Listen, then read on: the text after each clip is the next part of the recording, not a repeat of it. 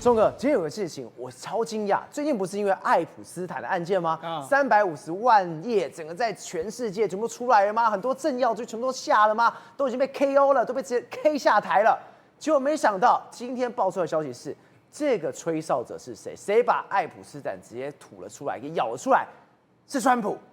现在竟然说什么？川普在2006年吧，我记得没错吧，20年前的时候，他曾经向棕榈滩的警方猛烈抨击说，这爱普斯坦很邪恶啊，他很烂啊，你们怎么没有去抓他？对，没错，我们知道事实上的川普之前都一直被影射说他跟爱普斯坦有关系，这个档案里面有很多他的影片，就没想到呢，事实上现在情况大逆转。对，原来呢，川普是那个吹哨者啊，吹哨者，他是最早举报你爱普斯坦你有毛病的人。哎，这是什么？这是 CNBC 他的这个报道，他是拿了我们这个司法部里面公布的这个文件，这个文件里面来说，反而还证实说，在第一次调查的时间里面，川普曾经向棕榈滩的警方批评这个爱普斯坦，还有说这个爱普斯坦的女朋友 Maxwell 是邪恶的人。对，所以他2006年他就曾经举报过了，他是剧名哦，对，川普剧名就咬出你。对，没错。那这个文件是在什么时候呢？这个文件是川普跟当时在佛罗里达州的一个警官的这个对话里面来说，他抨击了爱普斯坦。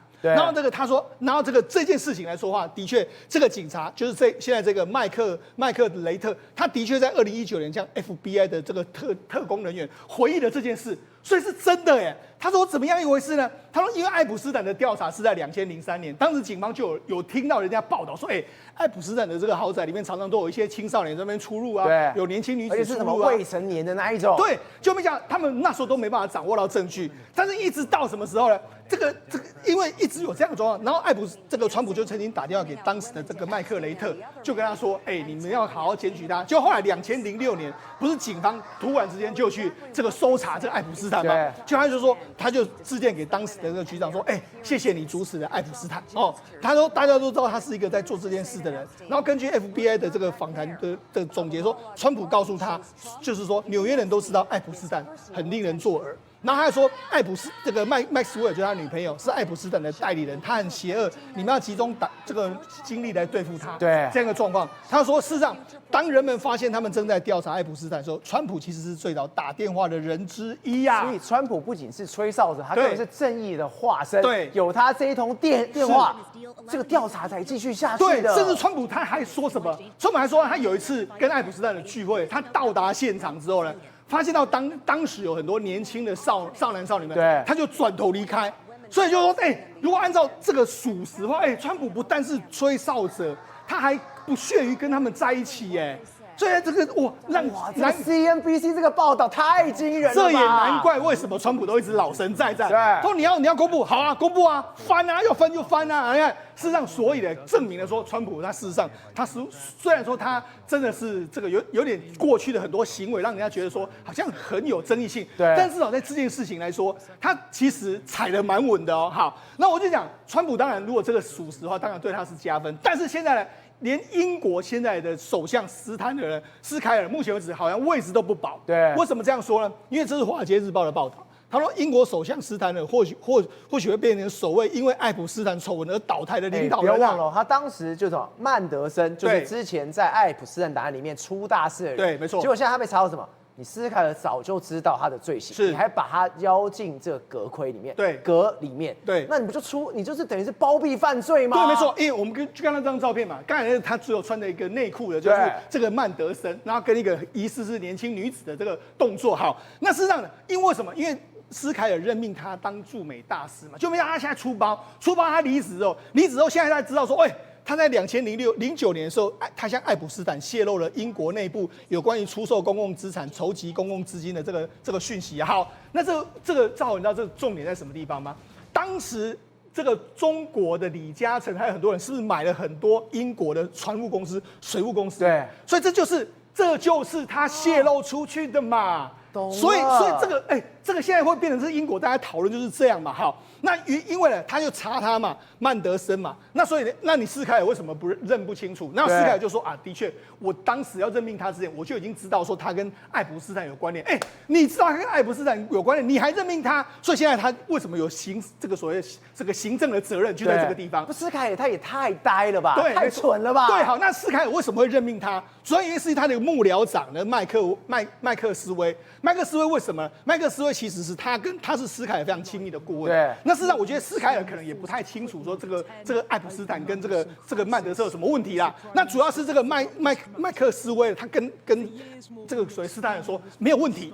我调查过他，没有问题。那他因为他很信任他的这个幕僚嘛，所以就任命了这个所谓曼德森了。那因为这个他的幕僚跟曼德森两个非常熟识啊，所以他就说麦克斯威就说，他建议斯凯尔做出这样任命，而且建议要负全部的责任。所以他现在是完全担起来，对，没错，对吧？他就做完切割之后完全担起来，但这会有用吗？当然没用啊，因为他起来了，他去职了之后，就没想到现在又有一个人呢，这个他们是斯凯尔的通讯主管这个艾伦，他就说我要辞职。为什么？因为事实上我就讲。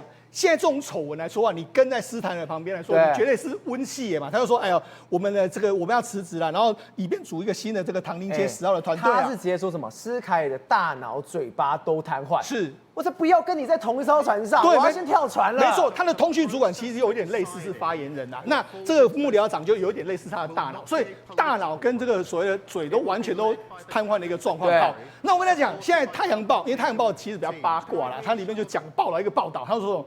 This is my fight， 这是什么？你看斯凯尔的这个面容显然是相当的憔悴，因为什么？因为他现在的大脑、嘴巴都去职，然后这个曼德森也去职，他被人家延烧说，你明明知道他是爱普斯坦的这个好友，你还这样做，所以他现在你看，他现在他就跟这个工党内部就说，哎呀，我不愿意去职，因为现在很多人要逼他去职，但是他不愿意嘛，他就说我要fight， 我要战斗到底，我绝对不战斗吗？你看到那个画面，他之前在这个所谓的我们的议院里面，他在发表，人家在问他事情的时候，他手不就一直抖吗？对啊，这是他的战斗吗？这心虚啊！所以我就说，他现在真的是位置真的慢慢不保的一个状况。现在整个英国的在野党、保守党全部在批评斯凯尔，你根本就完全乱了套，完全不知道干什么。你看，所以我说斯凯尔为什么他有可能会去职，就是你看。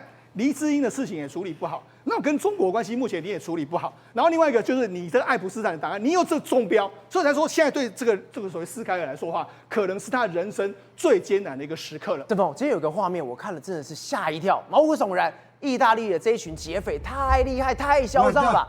他竟然就用一个假扮的警车在高速公路上快速直接往这个运钞车撞去炸。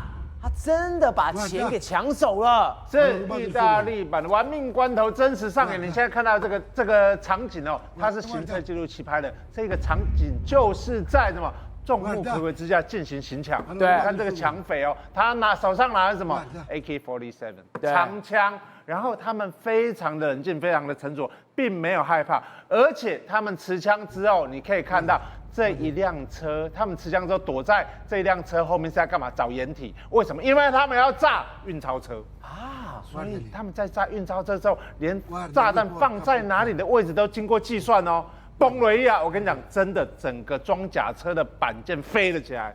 没错，刚刚点亮了，就是我们刚刚看到那个画面，砰的一声，对，整个都飞起来了。对，没有错，太惊人了。但我跟大家报告，他没有成功。为什么你知道？因为刚好旁边有意大利的宪兵，所以就冲过来跟他进行枪战。高速公路直接枪战，对，加高速公路直接枪战，所以还好当时有援兵及时赶到，不然他们在炸第二次的时候就可以把这个装甲车里面的保险箱炸烂。然后，好，那你可以看到另外一张照片，就是这个火，这个是什么火啊？你看，其实是一台车哦，你知道这台车也像棒会，就是抢匪自己放的火。对，他这辆车当时就是停在高速公路上打横放火，你知道他要干嘛吗？就是要拦下装甲车。哦，这个运钞车，那他拦下运钞车干嘛？因为第一个，我如果打横的话，你的运钞车就过不去。对。第二，我放火的话，你运钞车上面的保全也没办法下来把这辆车移走。所以他的这个犯案模式非常的缜密。然后呢，你可以看到我们当时有一些枪战，对不对？你可以看到抢匪的这个长枪 AK-47的子弹打到哪里？打到宪兵的车辆里面，而且直接贯穿宪兵的车辆的玻璃。对，他是看到有有宪兵，对，完全二话不说，直接扫了。对，看到直接他都没跟你喊扣，直接就开枪了。好，那我跟大家报告，我们之前是不是讲意大利的经济不好，对不对？对。所以会不会这是个案呢？错，意大利1年里面发生4次这样子的案件啊，所以他们认为这可能是有组织的。说后面可能有黑帮或者是犯罪集团专门锁定运钞车来行抢的。是因为意大利的检方他们怀疑这个是普利亚的黑手党，好，普利亚的黑手党。来看一下他们为什么他们认为是同一个犯罪集团，就是我们刚刚讲的 firewall。他们会把一辆烧车丢放会修一下，好你的运钞车没贵，对不对？而且我们刚刚讲它的炸药都放在非常精准的地方，都放在板件的结合处。对，所以炸弹一炸，很容易就可以把保险箱炸开。在去年的12月1号，在萨丁岛拿了多少钱？你看一下，200万欧元。咱代表话这7500万，真的是一模一样，他完全就是先烧车，没错，我要先阻止你，我不让你没错有逃跑的空间，没错，人就出来了，人就抢了，没错。然后今年1月15日，在亚波鲁佐也拿到了什么1500万台币。宏观取材，厘清真相，犀利精准，深入剖析，时刻掌握关键，新闻时事不漏接。老时段，新气象，我是钟浩和，关键时刻2.0，全新出击。